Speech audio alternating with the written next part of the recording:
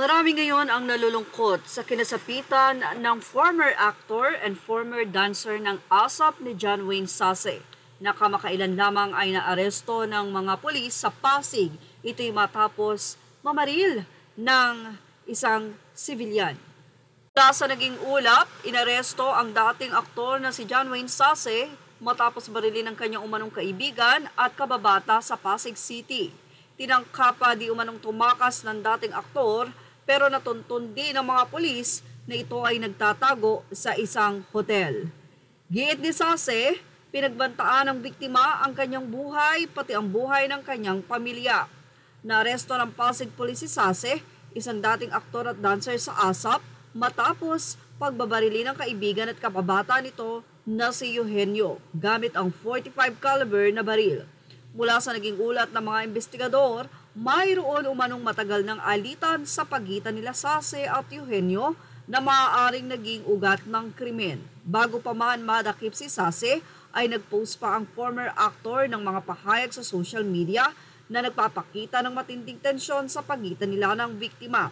Pero ganun pa man, nakita sa background na tila nasa hotel na nga si Sase matapos i-post ang nasabing mensahe na iyon. Ang nasabing pamamaril ay humantong sa kamatayan ni Lionel na nagtamo ng 4 na tama ng bala sa katawan. Ayon sa kamag-anak, nakarinig sila ng 5 putok ng baril ng gabing iyon, kaya naman pinalabas niya ang kanyang asawa at doon nakita na nga ang bayaw na nakahandusay at sinabing ang salarin ay walang iba kundi ang former actor na si John Wayne Sase. Si Lionel ay nakababata daw ni John, nakababatang kaibigan ni John Wayne at hindi inaakala ng pamilya na ang nasabing baril na iyon ay gagamitin kay Lionel o sa kanilang kaanak. Sa ngayon ay hustisya ang hiling ng pamilya. Nito lang din ay nagpost ang anak ni Eugenio sa kanyang Facebook page at humihingi ito ng sorry sa kanyang ama.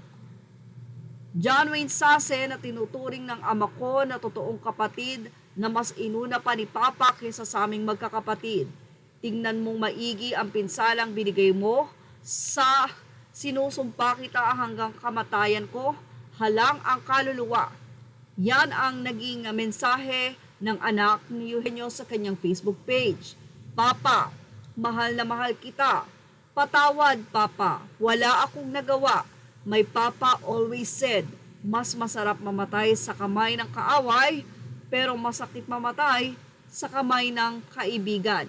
Yan ang nagdadalamhating mensahe ng anak ni Eugenio na pinaslang naman ng former actor na si John Wayne Sase. Mula nga po sa Facebook page ni Cristel. Yan ang aking showbiz top update. Thank you for watching. Images are all credit to the rightful owners.